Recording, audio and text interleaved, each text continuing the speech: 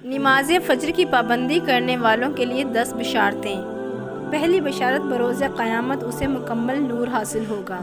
صحیح ابی داؤد ترجمہ۔ تاریکیوں میں پیدل چل کر مسجد جانے والوں کو قیامت کے دن مکمل نور کی بشارت دے دو۔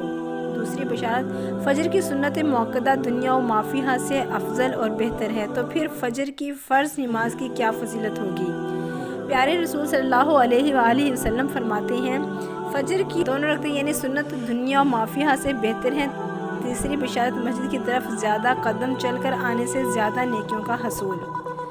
پیارے رسول صلی اللہ علیہ وآلہ وسلم فرماتے ہیں، جو بندہ اپنے گھر سے مسجد کے لیے نکلتا ہے تو اس کے ہر ایک قدم پر 10 نیکیاں لکھی جاتی ہیں، اور مسجد میں بیٹھ کر نماز کا انتظار کرنے والا گویا مسلسل نماز پڑھ رہا ہوتا ہے یہاں تک کہ وہ اپنے گھر کو لوٹ جائے۔ چوتھی بشارت، نماز فجر میں فرشتے حاضر ہوتے ہیں۔ ارشاد باری تعالیٰ ہے، نماز کو قائم کریں، آفتاب کے ڈھلنے سے لے کر رات کی تاریکی تک، اور فجر کا قرآن پڑھنا بھی، یقیناً فجر کے وقت کا قرآن پڑھنا حاضر کیا گیا ہے۔ پانچویں بشارت، جہنم سے نجات۔ پیارے رسول صلی اللہ علیہ وآلہ وسلم فرماتے ہیں، وہ شخص ہرگز جہنم میں نہیں جائے گا جو طلوع آفتاب سے پہلے اور غروب آفتاب سے پہلے نماز پڑھے، یعنی فجر اور عصر کی نماز۔ چھٹی بشارت، اللہ سبحانہ وتعالیٰ کا دیدار۔ جریر بن عبداللہ رضی اللہ تعالیٰ عنہ فرماتے ہیں، ہم نبی کریم صلی اللہ علیہ وآلہ وسلم کی خدمت میں حاضر تھے۔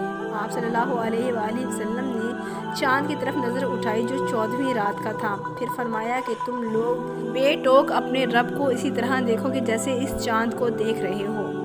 اسے دیکھنے میں تم کو کسی قسم کی بھی مزاحمت نہ ہوگی، یا یہ فرمایا کہ تمہیں اس کے دیدار میں متعلق شبہ نہ ہوگا۔ اس لیے اگر تم سے سورج کے طلوع اور غروب سے پہلے فجر اور عصر کی نمازوں کے پڑھنے میں کوتاہی نہ ہو سکے تو ایسا ضرور کرو۔ ساتویں بشارت، پوری رات تہجد کا ثواب۔ پیارے رسول صلی اللہ علیہ وآلہ وسلم فرماتے ہیں، جس نے عشاء کی نماز باجماعت ادا کی تو گویا اس نے آدھی رات قیام کیا، اور جس نے صبح کی نماز باجماعت ادا کی تو گویا اس نے پوری رات تہجد پڑھی۔